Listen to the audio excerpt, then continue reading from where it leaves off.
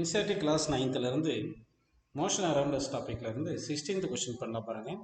Rogan studies science from 6 p.m. to 7:30 p.m. at home. Consider the tip of the minutes and of the wall clock during the given time interval. What is its distance travel, displacement, speed, velocity? இப்போ length of the minute and 7 cm கொடுத்துருக்காங்க. இப்போ வந்து பார்த்தீங்கன்னா இந்த distance ட்ராவல்டுக்கு வந்து நம்ம என்ன பண்ணணும்னா இந்த டிப்பு ரொட்டேட் ஆகுது எத்தனை ரொட்டேஷன் முடிக்குதுன்னு பார்க்கணும். அவங்க டைம் எவ்வளோ டைம்னு சொன்னாங்க, 6 PM to 7:30 PM. அப்படின்னா ஒரு ஹவருக்கு வந்து ஒரு ரொட்டேஷன் முடிக்கும். 1.5 மணி நேரத்துக்கு எவ்வளோ பண்ணோம்னா இது வந்து 1.5 ரொட்டேஷன் முடிக்கும். அப்போ வந்து distance travel is equal to 1.5னா 3/2 ரொட்டேஷன் போயிருக்கு. ஒரு ரொட்டேஷன் டிஸ்டன்ஸ் ட்ராவல் வந்து 2πr அப்படின்னு எடுத்துக்கணும். அப்போ 3/2ன்னு போட்டு இன்ட்டு 2ன்னு போட்டு பை வந்து 22/7 போட்டு ஆர் வந்து 7ன்னு எடுத்துக்கணும். அப்போ 7 கேன்சல், 2 கேன்சல், 3 × 22 66 சென்டிமீட்டர். அப்போ டிஸ்டன்ஸ் ட்ராவல் வந்து 66 சென்டிமீட்டர் வச்சுக்கணும். இப்போ டிஸ்பிளேஸ்மெண்ட் பார்க்கும்போது டிஸ்பிளேஸ்மெண்ட் என்ன பார்த்தீங்கன்னா வந்து initial point to final point. அப்போ வந்து 6 o'clock கரெக்டாக வந்து எங்கே இருக்கும், இந்த 12 இருக்கும் மினிட் ஹேண்டு. அப்படியே 7 o'clock ஒரு ரொட்டேஷன் முடிச்சிக்கும். அப்படியே முடிச்சுட்டு இப்போ இனிஷியல் பாயிண்ட் இங்கே இருக்குது கரெக்டாக 7:30க்கு இங்கே 6க்கு வந்துடும். அப்படி புரிஞ்சுக்கணும். அப்படின்னா டிஸ்பிளேஸ்மெண்ட்னா இனிஷியல் டு ஃபைனல் பாயிண்ட் தானே கண்டுபிடிக்கணும். அப்போ இனிஷியல் டு ஃபைனல் எவ்வளோ பார்த்தீங்கன்னா அது டயாமீட்டர்ப்பா. அப்போ டயாமீட்டர் கொடுக்கணும். டயாமீட்டருக்கு எவ்வளோ 2r.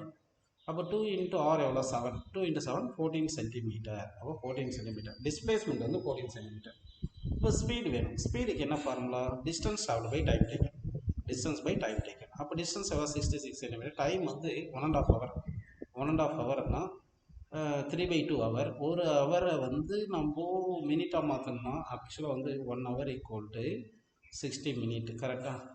அப்போது 60 போட்டு 1 minute வந்து 60 செகண்ட் அப்படி போட்டுக்கணும். அப்போ 60 × 60ன்னு போடணும். அப்படி போடணும்.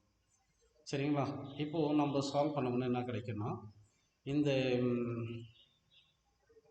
இந்த ஒரு 60 இங்கே போட்டால் 10 வரும். இங்கே 66னா 11 கிடைக்கும். கரெக்டுங்களா.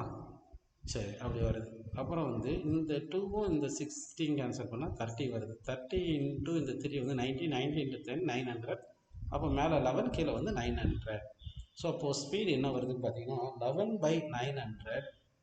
மேலே வந்து சென்டிமீட்டரில் இருக்குது, கீழே செகண்டில் இருக்குது. அப்போ 11/900 சென்டிமீட்டர் பர் செகண்ட் வரும்.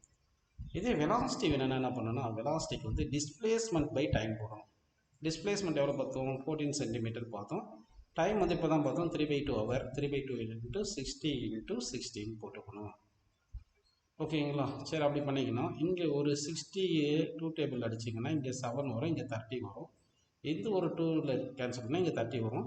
30 × 30 900, 900 × 3 2700 வரும். அப்போது 7/2700 சென்டிமீட்டர் பர் செகண்ட் கிடைக்கும். அப்போ வெலாசிட்டி வந்து 7/2700 சென்டிமீட்டர் பர் செகண்ட் கரெக்ட்.